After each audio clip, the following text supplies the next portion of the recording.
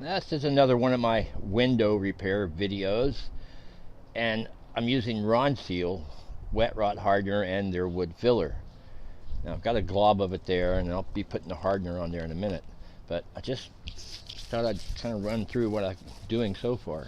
So it started off with, I was just trying to, I did this job about 3 or 4 years ago, and this stuff, I only tell people it's only good for about 3 years if I put this filler in there. So, it lasted that long. But if we'd have stayed on top of it and not let any cracks get in there, maybe this wouldn't have happened. So, anyway, it did. So, I've taken my little, the little fine multi-tool and cut that off there. Then I've fitted a piece of about the right size wood. You have to cut the angles to get it to fit right. So that fits nicely now. And then what I'm going to do, I'm going to put some sealant underneath here, not the hard wood hardener. I just want to take the wood hardener now and put it on here, not the wood hardener, the filler on here, so that that's glued there nicely. Okay, once it's in there, I've got some screw holes there, and I was worried that the screw holes were going to show up on the inside, but that's, if you look inside, it's down in there. They're not going to show up. So, and any excess I have, then I'm not going to try and do it all at one go. I just want to get it in there to begin with, and then I'll come back and fill this area here. I haven't decided what I'm going to do there. This over here is just going to be some wood filler, I think. That's a lot of filler though, and there's a big hole there. So I got a ways to go, but this is the hard one right here. So I put the treatment on there yesterday. It's been treated twice with this wet rot hardener. 2 times, so that's good. And now it's just a matter of mixing this stuff up. I don't have my tripod, so I can't do 2 things at once. And I do recommend using some gloves, some disposable gloves if you're going to be doing this stuff. It's very sticky and it's hard to get off your hands. So that's the plan. Once I get that piece on, then I'll come back and maybe show you how I'm going to fill in the rest of it. And then we'll be doing it. So I mean, all in all, it's not looking too bad. This has all got undercoat on it now, and there wasn't too many areas of filler. Up here on one window, quite a bit of the glazing compound had come off up there, so I reused the glazing putty in a tube up there. The good thing about that glazing putty is you can paint it fairly quickly. If you use traditional putty in a can or something, they say you have to wait 3 or 4 weeks for it to dry. So I haven't got time for that. So there we are. That's what we're going to do. Well, here's some bit more of it. See right where the window. That's I take a razor blade or something and trim off the excess once I get it in there. And that night, a couple of nights, I've been covering this up with some plastic because in England it's always raining. But we've had such a lovely week. It's Indian summer. It's November 14th or something. 15th, I don't know, 14th or 15th, and it's a beautiful day. But the sunshine is going to disappear here shortly in a day or two. I'm always amazed at the way these houses are so packed together. I guess they just don't have room. You've got very little access to your back garden, as they call it over here, backyard in the States. But this is a nice old house built in the 1920s. So that's what I got to get on with it now. So I'll be putting this filler in there and taking it from there.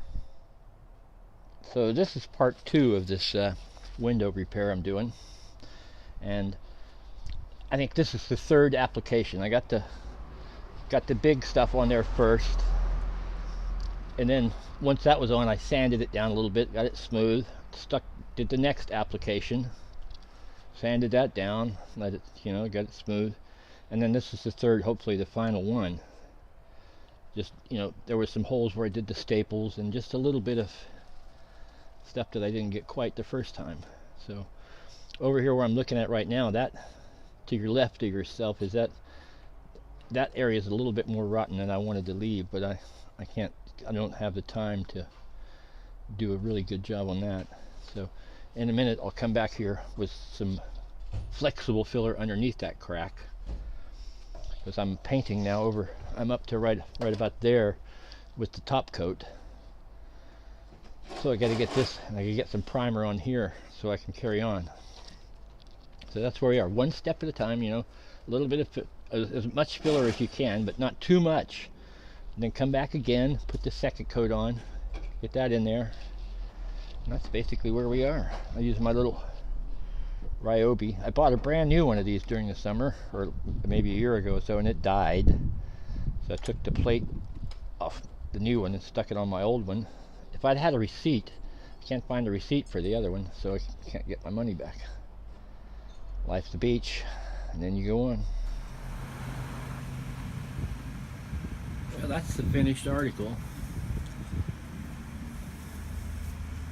Looks like I'm going to need a second coat of top coat. I can see a little bit of yellow coming through there.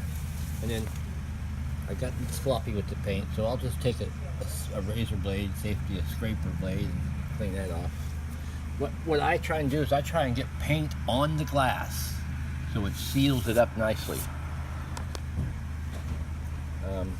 Over here, I could have done a little bit better job right there with that angle, but it's good enough considering how much more work needs to be done. So fairly happy with the outturn.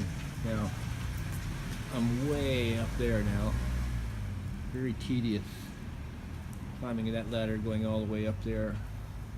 Makes things a lot slower obviously than if you just walk right up to it. So that's it. Now I'm seeing something here, right in there.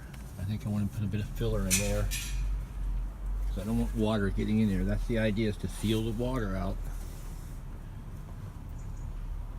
And I started there. You can see where there's some little scrapes right in there, and then the top part, mainly on the bottom of the edge, is where I'm concentrating on. But since I'm there, I've got to take care of whatever needs taken care of. Okay. Well, what a difference a day makes. Cloudy all day today. The temperature's not too bad. I found it strange that yesterday it was 13 degrees centigrade, maybe 14, and my hands were still cold yesterday. Today, I don't know what the temperature is. It's not much different, but definitely psychologically it's not nearly as nice a day. This is our lovely English weather that we were expecting at the beginning of November to last until March sometime, but global warming, getting better weather around here. I don't remember ever seeing a telephone pole like that in the States where they had all these lines coming off. That's telephone feeds. Looks like a spider's web there.